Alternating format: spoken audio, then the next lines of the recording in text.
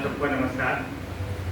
मुझे पता नहीं है कि योगी ने इस समय हमें किस लिए बुलाया है, लेकिन मेरा यह सौभाग्य है कि मुझे सबसे पहले आमंत्रित किया आपका स्वागत करने के लिए। मैं 4 पंक्तियों से आपका स्वागत कर दूं कि आप जैसे लोग अब मिलते नहीं हैं, आप जैसे लोग अब मिलते नहीं हैं, इस महक के फूल अब खिलते नहीं हैं, आप चलकर आ गए हैं शुक्रिया, लोग तो भूकंप में हिलते नहीं।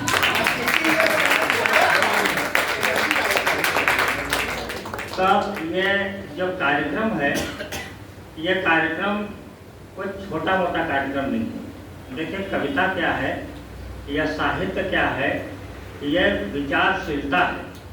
और एक व्यक्ति ही, अब आप देख लीजिए बाबा तुलसी ने जो है क्या लिख दिया, एक व्यक्ति ने ही इतना लिख दिया कि पूरा संसार उसमें समाहित हो गया। तो यहाँ तो इतने सारे लोग हैं और सबके अलग अलग विचार होते हैं, सबकी अलग अलग विधा होती है, सबकी अलग अलग धारणाएं होती हैं, सबकी अलग अलग आस्थाएं होती हैं, विश्वास होते हैं, उस पर आप लोग लिखते हैं। तो यहाँ पर ये समझिए कि विविधता बहुत है। तो और ख़ास करके मुझे खुशी इस बात की होती है कि रश्मि शरद जी ने जो है इस कार्यक्रम में महिलाओं के साहित्य, ये नहीं मैं कह रहा हूँ कि महिलाएं ही हैं इस संस्था में, लेकिन महिलाओं को भी साहित्य में, पूर्व में भी साहित्य में आती रही है, लेकिन अगर आप प्रतिशत देखें तो बहुत कम रहा है। समय बदलता रहता है, समय के साथ आवश्यकताएं बदलती रहती हैं, और इस सृष्टि में जो भी आया है कुछ न कुछ संदेश देने के लिए आया है, मेरा ये मानना है। क्या बात है। कोई भी व्यक्ति हो, कोई न कोई संदेश लेकर के आया है। तो हम कवियों का या कवित्रियों का कर्तव्य क्या है कि कोई, जैसे इन्होंने कहा था आधा दोहा इनको याद था मेरा, मैं पूरा कर देता हूँ कि कोई दोहा बनाता है, कोई चौपाई लिखता है। कोई दोहा बनाता है, कोई चौपाई लिखता है, कोई गीतों में रमता है, कोई रूपाई लिखता है। कलमकारों की ये दुनिया है, इनका काम है इतना, सिलन यदि प्रेम की टूटे तो एक तुरपाई लिखता है। इससे बड़ा उद्देश्य कलमकार का पावन उद्देश्य नहीं हो सकता है। कोई भी कवि या कवित्री अगर तोड़ने की बात या विघटन की बात लिखता है तो वो अपने पथ से विमुख है, उसको नहीं कहा जा सकता कि वो कवि है। हम इस दुनिया में आए हैं तो इस दुनिया को कुछ खूबसूरत बना करके ही यहाँ जाएं, क्योंकि खो जाएंगे मुखड़े सारे, अंतरा रह जाएगा। जीवन एक गीत है, गीत में मुखड़ा होता है, अंतरे होते हैं। खो जाएंगे मुखड़े सारे, अंतरा रह जाएगा, अंत में भगवान का ही आसरा रह जाएगा। और ये हमारा वो तुम्हारा, इसके पीछे क्या लड़े, इस धरा का इस धरा पर सब धरा है। इसलिए आज हमारे मन में मुझे बड़ी प्रसन्नता होती है जब मैं महेंद्र भेषम जी को देखता हूँ।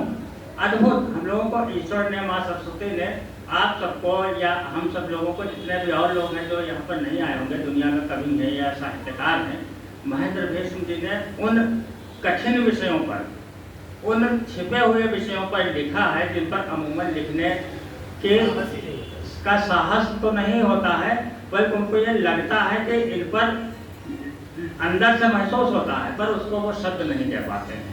उनके अंदर वो भावना या इच्छा शक्ति नहीं होती है। तो कवि के पास, जिसके पास लेखनी है, उसके पास इच्छा शक्ति जरूर होनी चाहिए। वो महेंद्र भेषम जी के लिए एक बार अच्छे से तालियां। और आपने जब तक वो लिखा है महेंद्र जी, आपने तब से मैंने देखा कि एक वैचारिक क्रांति आई है उस क्षेत्र में जिस क्षेत्र के लिए आपने लिखा। मैंने खुद यह अनुभव किया है। सत्या जी पुलिस में बड़ी अधिकारी रह चुकी हैं और आजकल इतने अच्छी सोच के या इतने शालीन व्यक्तित्व पुलिस में कम दिखते हैं।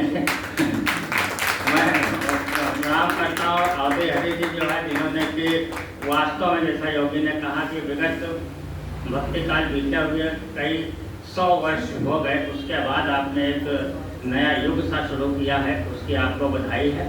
और जो भी जो अच्छा संचालन कर रहे हैं उनको बधाई देता हूँ। और सिर्फ आपसे इतना चलते चलते कहना चाहता हूँ कि सफलता के लिए आगे मत बढ़िए, सफलता के लिए मत लिखिए, संतुष्टि के लिए लिखिए। संतुष्टि आपको सफलता की ओर ले जाएगी। से संतुष्ट होना सीखिए, कदम दर कदम संतुष्टि की ओर चलिए। और अंतिम सूत्र यह है कि बात बात पर हंसते रहिए, कदम कदम मुस्कुराते रहिए, अपनी खुशियों के पौधों को खुद ही रोज लगाते रहिए। और इस दुनिया के रंगमंच का सच केवल इतना सा है, जैसा जो किरदार मिला है वैसा उसे निभाते हैं। मैंने सर को बुलाया, सर भी असमंजस की स्थिति में थे और उन्होंने माइक पर आकर ये कहा भी